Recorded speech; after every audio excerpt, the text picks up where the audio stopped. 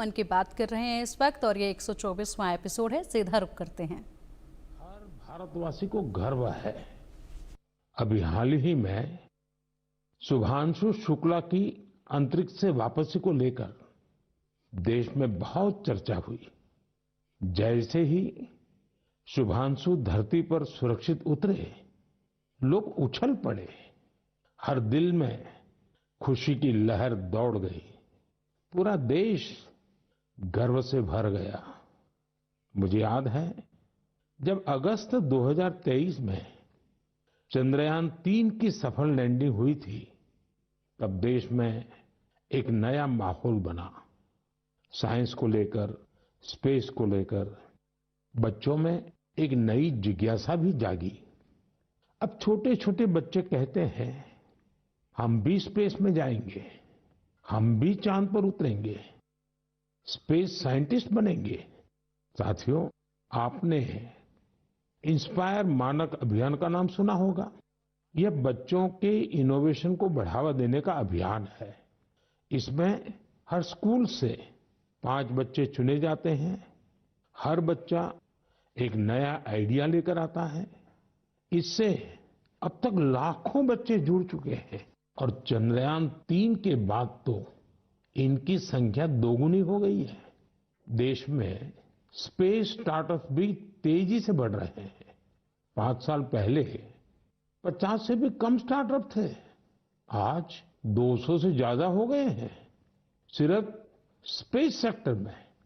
साथियों, अगले महीने 23 अगस्त को नेशनल स्पेस डे है। आप इसे कैसे मनाएंगे? कोई नया आइडिया है क्या? मुझे नमो ऐप पर जरूर मैसेज भेजिएगा। साथियों, 21वीं सदी के भारत में आज साइंस एक नई ऊर्जा के साथ आगे बढ़ रही है। कुछ दिन पहले हमारे छात्रों ने इंटरनेशनल केमिस्ट्री ओलंपियाड में मेडल जीते हैं। देवेश पंकज, संदीप कुची, देवव्रत प्रियदर्शी और उज्जवल केशरी, इन चारों ने भारत का नाम रोशन किया। मैथ्स की दुनिया में भी भारत ने अपनी पहचान को और मजबूत किया है। ऑस्ट्रेलिया में हुए इंटरनेशनल मैथमेटिकल ओलंपियाड में हमारे स्टूडेंट्स ने 3 गोल्ड, 2 सिल्वर और 1 ब्रॉन्ज मेडल हासिल किया है। साथियों, अगले महीने मुंबई में एस्ट्रोनॉमी और एस्ट्रोफिजिक्स ओलंपियाड होने जा रहा है। इसमें 60 से ज्यादा देशों के छात्र आएंगे, वैज्ञानिक भी आएंगे। यह अब तक का सबसे बड़ा ओलंपियाड होगा। एक तरह से देखें तो भारत अब ओलंपिक और ओलंपियाड दोनों के लिए आगे बढ़ रहा है। मेरे प्यारे देशवासियों, हम सभी को गर्व से भर देने वाली एक और खबर आई है यूनेस्को से।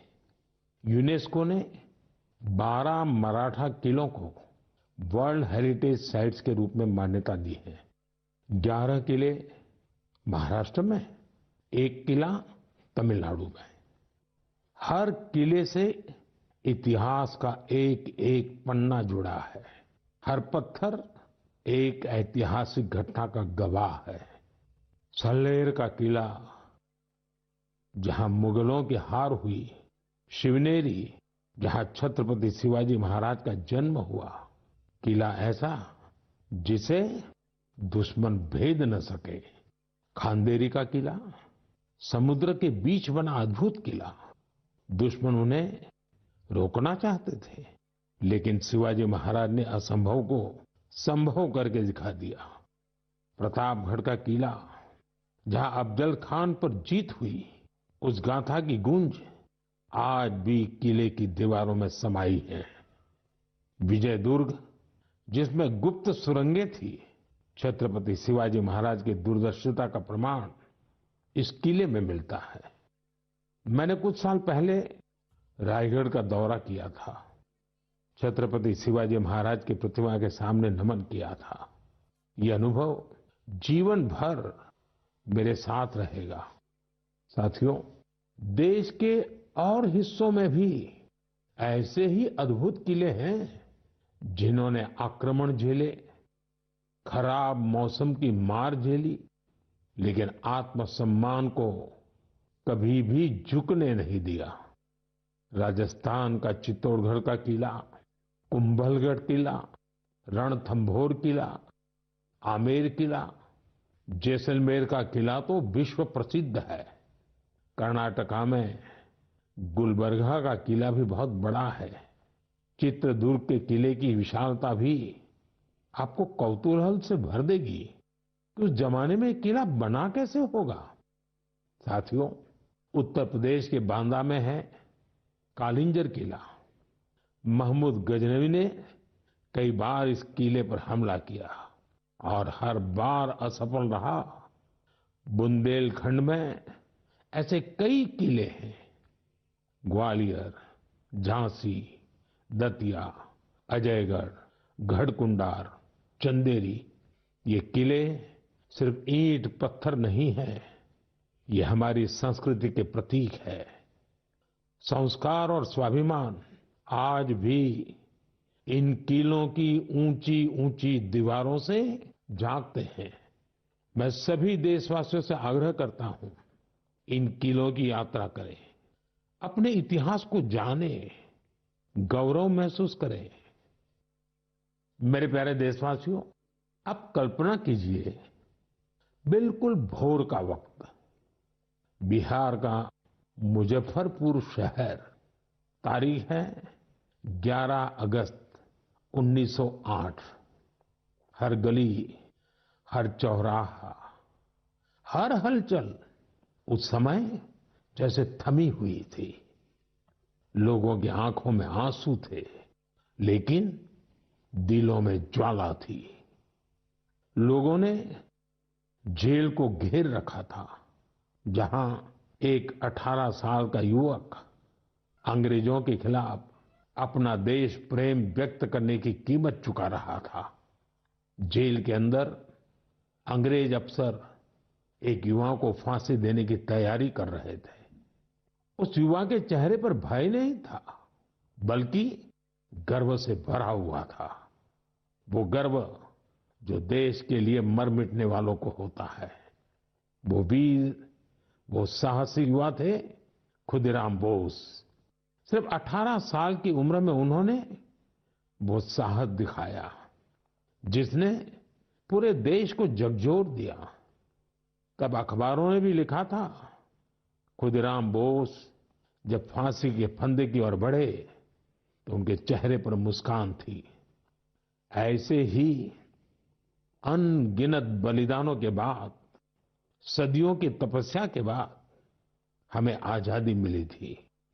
देश के दीवानों ने अपने रक्त से आजादी के आंदोलन को सींचा था। साथियों, अगस्त का महीना इसीलिए तो क्रांति का महीना है। 1 अगस्त को लोकमान्य बाल गंगाधर तिलक की पुण्यतिथि होती है। इसी महीने 8 अगस्त को गांधी जी के नेतृत्व में भारत छोड़ो आंदोलन की शुरुआत हुई थी। फिर आता है 15 अगस्त, हमारा स्वतंत्रता दिवस। हम अपने स्वतंत्रता सेनानियों को याद करते हैं, उनसे प्रेरणा पाते हैं। लेकिन साथियों, हमारी आजादी के साथ देश के बंटवारे की टीस भी जुड़ी हुई है।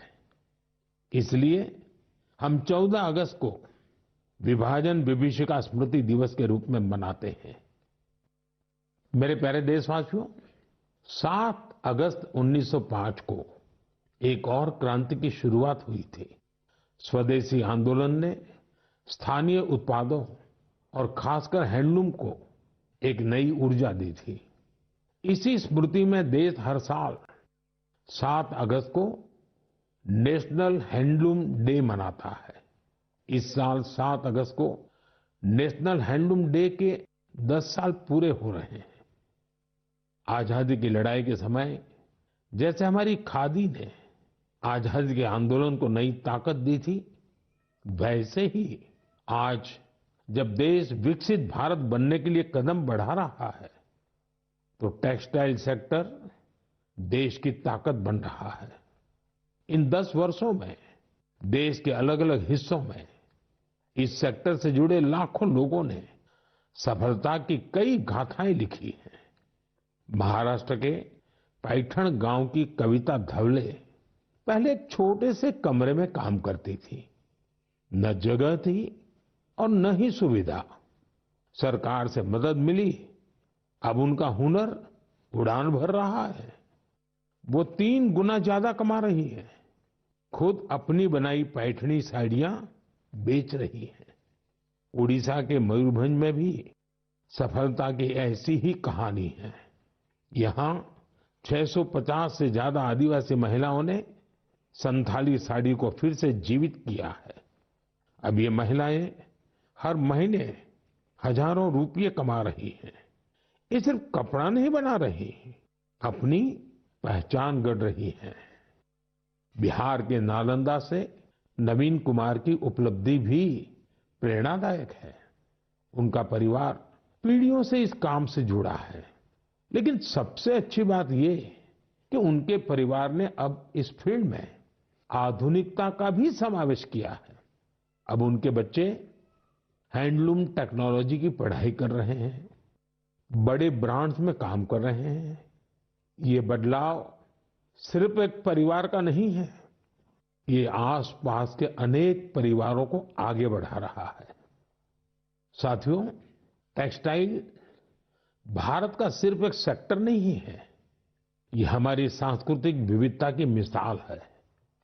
आज टेक्सटाइल और अपैरेल मार्केट बहुत तेजी से बढ़ रहा है और इस विकास की सबसे सुंदर बात यह है कि गांवों की महिलाएं, शहरों के डिजाइनर, बुजुर्ग बुनकर और स्टार्टअप शुरू करने वाले हमारे युवा सब मिलकर इसे आगे बढ़ा रहे हैं। आज भारत में 3000 से ज्यादा टेक्सटाइल स्टार्टअप सक्रिय हैं।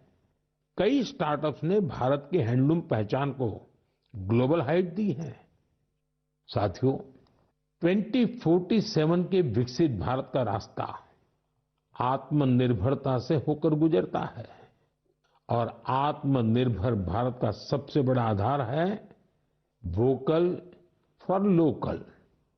जो चीजें भारत में बनी हो, जिसे बनाने में किसी भारतीय का पसीना बहा हो, वही खरीदे और वही बेचे, ये हमारा संकल्प होना चाहिए। मेरे प्यारे देशवासियों, भारत की विविधता की सबसे खूबसूरत झलक हमारे लोकगीतों और परंपराओं में मिलती है और इसी का हिस्सा होता है हमारे भजन और हमारे कीर्तन। लेकिन क्या आपने कभी सुना है कि कीर्तन के जरिए फॉरेस्ट फायर के प्रति लोगों को जागरूक किया जाए? शायद आपको विश्वास न हो, लेकिन ओडिशा के क्योंझर जिले में एक अद्भुत कार्य हो रहा है। यहाँ राधा कृष्ण संकीर्तन मंडली नाम की एक टोली है। भक्ति के साथ साथ ये टोली आज पर्यावरण संरक्षण का भी मंत्र जप रही है। इस पहल की प्रेरणा है प्रमिला प्रधान जी। जंगल और पर्यावरण की रक्षा के लिए उन्होंने पारंपरिक गीतों में नए बोल जोड़े, नए संदेश जोड़े। उनकी टोली गांव-गांव गई, गीतों के माध्यम से लोगों को समझाया कि जंगल में लगने वाली आग से कितना नुकसान होता है।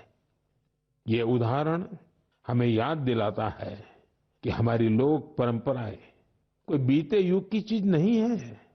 इनमें आज भी समाज को दिशा देने की शक्ति है। मेरे प्यारे देशवासियों, भारत की संस्कृति का बहुत बड़ा आधार हमारे त्योहार और परंपराएं हैं। लेकिन हमारी संस्कृति की जीवंतता का एक और पक्ष है। ये पक्ष है अपने वर्तमान और अपने इतिहास को डॉक्यूमेंट करते रहना। हमारी असली ताकत वो ज्ञान है जिसे सदियों से पांडुलिपियां, मैन्युस्क्रिप्ट के रूप में सहेजा गया है। इन पांडुलिपियों में विज्ञान है, चिकित्सा की पद्धतियां हैं, संगीत है, दर्शन है और सबसे बड़ी बात वो सोच है जो मानवता के भविष्य को उज्जवल बना सकती है। साथियों, ऐसे असाधारण ज्ञान को इस विरासत को सहेजना हम सबकी जिम्मेदारी है। हमारे देश में हर कालखंड में कुछ ऐसे लोग हुए हैं जिन्होंने इसे अपनी साधना बना लिया। ऐसे ही एक प्रेरणादायक व्यक्तित्व है मणि मारन जी, जो तमिलनाडु के तंजावुर से हैं। उन्हें लगा कि अगर आज की पीढ़ी तमिल पांडुलिपियां पढ़ना नहीं सीखेगी तो आने वाले समय में ये अनमोल धरोहर खो जाएगी। इसलिए उन्होंने शाम को कक्षाएं शुरू की, जहां छात्र, नौकरीपेशा युवा, रिसर्चर सब यहां आकर के सीखने लगे। मणि मारन जी ने लोगों को सिखाया कि तमिल सुवड़ियल यानी पाम लीफ मैन्युस्क्रिप्ट को पढ़ने और समझने की विधि क्या होती है। आज अनेकों प्रयासों से कई छात्र इस विधा में पारंगत हो चुके हैं। कुछ स्टूडेंट्स ने तो इन पांडुलिपियों के आधार पर ट्रेडिशनल मेडिसिन सिस्टम पर रिसर्च भी शुरू कर दी है। साथियों, सोचिए, अगर ऐसा प्रयास देश भर में हो तो हमारा पुरातन ज्ञान केवल दीवारों में बंद नहीं रहेगा, वो नई पीढ़ी की चेतना का हिस्सा बन जाएगा। इसी सोच से प्रेरित होकर भारत सरकार ने इस वर्ष के बजट में एक ऐतिहासिक पहल की घोषणा की है, ज्ञान भारतम मिशन। इस मिशन के तहत प्राचीन पांडुलिपियों को डिजिटाइज किया जाएगा। फिर एक नेशनल डिजिटल रिपोजिटरी बनाई जाएगी, जहां दुनिया भर के विद्यार्थी, शोधकर्ता भारत की ज्ञान परंपरा से जुड़ सकेंगे। मेरा भी आप सबसे आग्रह है, अगर आप किसी ऐसे प्रयास से जुड़े हैं या जुड़ना चाहते हैं तो माईगॉव या संस्कृति मंत्रालय से जरूर संपर्क कीजिएगा, क्योंकि यह केवल पांडुलिपियां नहीं है, यह भारत की आत्मा के वो अध्याय हैं जिन्हें हमें आने वाली पीढ़ियों को पढ़ाना है। मेरे प्यारे देशवासियों, अगर आपसे पूछा जाए कि आपके आसपास कितनी तरह के पक्षी हैं, चिड़िया है, तो आप क्या कहेंगे? शायद यही कि मुझे तो रोज 5-6 पक्षी दिख ही जाते हैं या चिड़िया दिख ही जाती हैं। कुछ जानी पहचानी होती हैं, कोई अनजानी, लेकिन ये जानना बहुत दिलचस्प होता है कि हमारे आसपास पक्षियों की कौन कौन सी प्रजातियां रहती हैं। हाल ही में एक ऐसा ही शानदार प्रयास हुआ है। जगह है असम का काजीरंगा नेशनल पार्क। वैसे तो ये इलाका अपने राइनोज, गैंडों के लिए मशहूर है, लेकिन इस बार चर्चा का विषय बना है यहाँ के घास के मैदान और उनमें रहने वाली चिड़िया। यहाँ पहली बार ग्रासलैंड बर्ड सेंसस हुआ है। आप जानकर खुश होंगे, इस सेंसस की वजह से पक्षियों की 40 से ज्यादा प्रजातियों की पहचान हुई है। इनमें कई दुर्लभ पक्षी शामिल हैं। आप सोच रहे होंगे, इतने पक्षी कैसे पहचान में आए? इसमें टेक्नोलॉजी ने कमाल किया। सेंसस करने वाली टीम ने आवाज रिकॉर्ड करने वाले यंत्र लगाए, फिर कंप्यूटर से उन आवाजों का विश्लेषण किया, एआई का उपयोग किया। सिर्फ आवाजों से ही पक्षियों की पहचान हो गई, वो भी बिना उन्हें डिस्टर्ब किए। सोचिए, टेक्नोलॉजी और संवेदनशीलता जब एक साथ आते हैं तो प्रकृति को समझना कितना आसान और गहरा हो जाता है।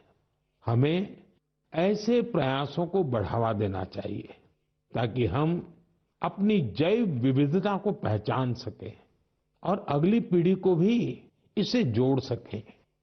मेरे प्यारे देशवासियों, कभी कभी सबसे बड़ा उजाला वहीं से फूटता है जहां अंधेरे ने सबसे ज्यादा डेरा जमाया हो।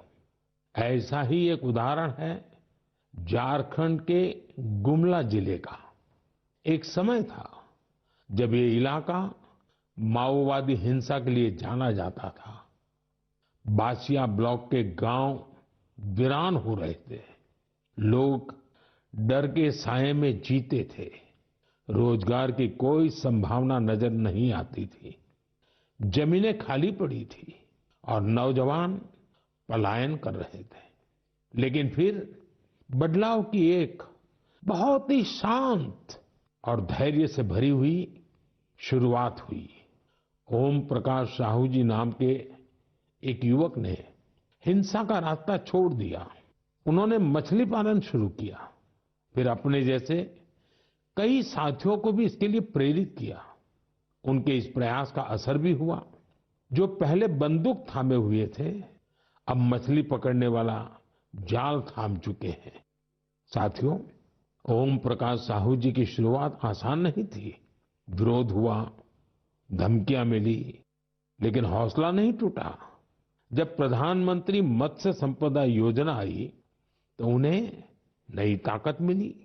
सरकार से ट्रेनिंग मिली, तालाब बनाने में मदद मिली और देखते देखते गुमला में मत्स्य क्रांति का सूत्रपात हो गया। आज बासिया ब्लॉक के 150 से ज्यादा परिवार मछली पालन से जुड़ चुके हैं। कई तो ऐसे लोग हैं जो कभी नक्सली संगठन में थे। अब वे गांव में ही सम्मान से जीवन जी रहे हैं और दूसरों को रोजगार दे रहे हैं। गुमला की यह यात्रा हमें सिखाती है, अगर रास्ता सही हो और मन में भरोसा हो तो सबसे कठिन परिस्थितियों में भी विकास का दीप जल सकता है। मेरे प्यारे देशवासियों, क्या आप जानते हैं ओलंपिक के बाद सबसे बड़ा खेल आयोजन कौन सा होता है? इसका उत्तर है world police and fire games.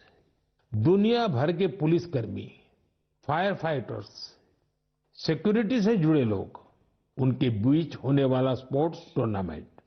इस बार यह टूर्नामेंट अमेरिका में हुआ और इसमें भारत ने इतिहास रच दिया। भारत ने करीब करीब 600 मेडल जीते। 71 देशों में हम टॉप 3 में पहुंचे। उन वर्दीधारियों की मेहनत रंग लाई जो दिन रात देश के लिए खड़े रहते हैं। हमारे ये साथी अब खेल के मैदान में भी झंडा बुलंद कर रहे हैं। मैं सभी खिलाड़ियों और कोचिंग टीम को बधाई देता हूं। वैसे आपके लिए ये भी जानना दिलचस्प होगा कि 2029 में ये गेम्स भारत में होंगे। दुनिया भर से खिलाड़ी हमारे देश आएंगे। हम उन्हें भारत की मेहमान नवाजी दिखाएंगे, अपनी खेल संस्कृति से परिचय कराएंगे। साथियों, बीते दिनों मुझे कई यंग एथलीट्स और उनके पेरेंट्स के संदेश मिले हैं। इनमें खेलो भारत नीति 2025 की खूब सराहना की गई है। इस नीति का लक्ष्य साफ है, भारत को स्पोर्टिंग सुपर पावर बनाना। गांव, गरीब और बेटियां इस नीति की प्राथमिकता है। स्कूल और कॉलेज अब खेल को रोजमर्रा की जिंदगी का हिस्सा बनाएंगे। खेलों से जुड़े स्टार्टअप्स, चाहे वो स्पोर्ट्स मैनेजमेंट हो या मैन्युफैक्चरिंग से जुड़े हो, उनकी हर तरह से मदद की जाएगी। सोचिए, जब देश का युवा खुद के बनाए रैकेट, बैट और बॉल के साथ खेलेगा तो आत्मनिर्भरता के मिशन को कितनी बड़ी ताकत मिलेगी। साथियों, खेल टीम स्पिरिट पैदा करते हैं। ये फिटनेस, आत्मविश्वास और एक मजबूत भारत के निर्माण का रास्ता है। इसलिए खूब खेलिए, खूब खेलिए। मेरे प्यारे देशवासियों, कुछ लोगों को कभी कभी कोई काम नामुमकिन सा लगता है। लगता है क्या ये भी हो पाएगा? लेकिन जब देश एक सोच पर एक साथ आ जाए तो असंभव भी संभव हो जाता है। स्वच्छ भारत मिशन इसका सबसे बड़ा उदाहरण है। जल्द ही इस मिशन को 11 साल पूरे होंगे, लेकिन इसकी ताकत और इसकी जरूरत आज भी वैसी ही है। इन 11 वर्षों में स्वच्छ भारत मिशन एक जन आंदोलन बना है। लोग इसे अपना फर्ज मानते हैं और यही तो असली जन भागीदारी है। साथियों, हर साल होने वाले स्वच्छ सर्वेक्षण ने इस भावना को और बढ़ाया है। इस साल देश के 4,500 से ज्यादा शहर और कस्बे इससे जुड़े 15 करोड़ से अधिक लोगों ने इसमें भाग लिया। ये कोई सामान्य संख्या नहीं है, ये स्वच्छ भारत की आवाज है। साथियों, स्वच्छता को लेकर हमारे शहर और कस्बे अपनी जरूरतों और माहौल के हिसाब से अलग अलग तरीकों से काम कर रहे हैं और इनका असर सिर्फ इन शहरों तक नहीं है, पूरा देश इन तरीकों को अपना रहा है। उत्तराखंड में कीर्तिनगर के लोग पहाड़ों में वेस्ट मैनेजमेंट की नई मिसाल कायम कर रहे हैं। ऐसे ही बेंगलुरु में टेक्नोलॉजी से ऑर्गेनिक वेस्ट मैनेजमेंट का काम हो रहा है। अरुणाचल में एक छोटा सा शहर रोइंग है। एक समय था जब यहाँ लोगों के स्वास्थ्य के सामने वेस्ट मैनेजमेंट बहुत बड़ा चैलेंज था। यहाँ के लोगों ने इसकी जिम्मेदारी ली। ग्रीन रोइंग इनिशिएटिव शुरू हुआ और फिर रिसाइकल वेस्ट से एक पूरा पार्क बना दिया गया। ऐसे ही कराड़ में, विजयवाड़ा में वाटर मैनेजमेंट के कई नए उदाहरण बने हैं। अहमदाबाद में रिवर फ्रंट पर सफाई ने भी सबका ध्यान खींचा है। साथियों, भोपाल की एक टीम का नाम है सकारात्मक सोच।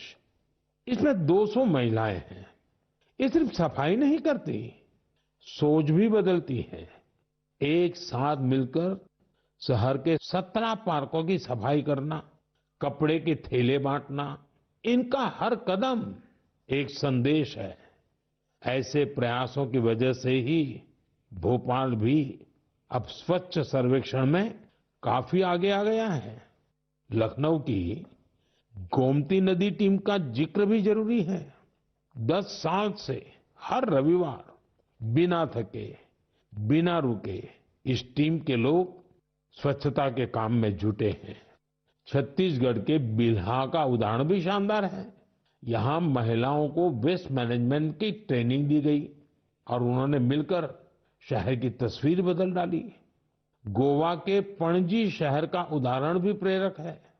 वहाँ कचरे को 16 कैटेगरी में बांटा जाता है और इसका नेतृत्व भी महिलाएं कर रही हैं। पणजी को तो राष्ट्रपति पुरस्कार भी मिला है। साथियों, स्वच्छता सिर्फ एक वक्त का, एक दिन का काम नहीं है।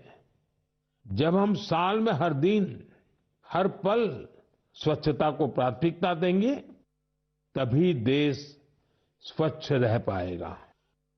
साथियों, सावन की फुहारों के बीच देश एक बार फिर त्योहारों की रौनक से सजने जा रहा है।